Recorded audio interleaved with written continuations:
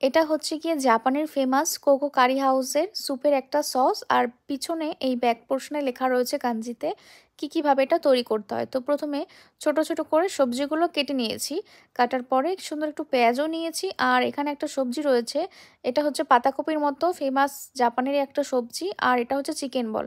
তো প্রথমে গ্যাসটা অন করে তারপর প্যান বসিয়ে হালকা প্যান গরম হওয়ার পরে সবজিগুলো সুন্দর করে এর উপরে বসিয়ে দিতে হবে। আমরা এখানে কোনো অয়েল ইউজ করিনি। তার উপরে সব রকমের ওই পাতাকপির মতো সবজিটা, দেন ওই গাজর, ক্যাপসিকাম, আলু, আর এই ছোট্ট ছোট্ট চিকেন বলসগুলো সবগুলো একটু করে সুন্দর করে সাজিয়ে দিতে হবে। দেওয়ার পরে দেখুন উপর দিয়ে একটু ধোয়া ধোয়া বের হচ্ছে না, আর তার উপরে এই কারি হাউসের যে সসটা ছিল ওই সসটা পরিমাণ মতো দিয়ে দিতে হবে। সসটা খেতে খুব ভালো।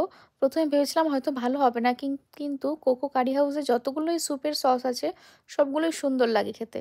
তো এখানে আমাদের অনেকক্ষণ প্রায় 10 মিনিটের মতো ফোটানোর পরে সুন্দর সব কিছু সুন্দর বয়েল হয়ে গেছে, দেখুন কতটা সুন্দর। এটা হেলথের পক্ষে খুবই ভালো, আর এগুলো খেলে কোনো গ্যাস বা কোনো শরীর খারাপ কিছুই হয় না, খুব ভালো হেলদি।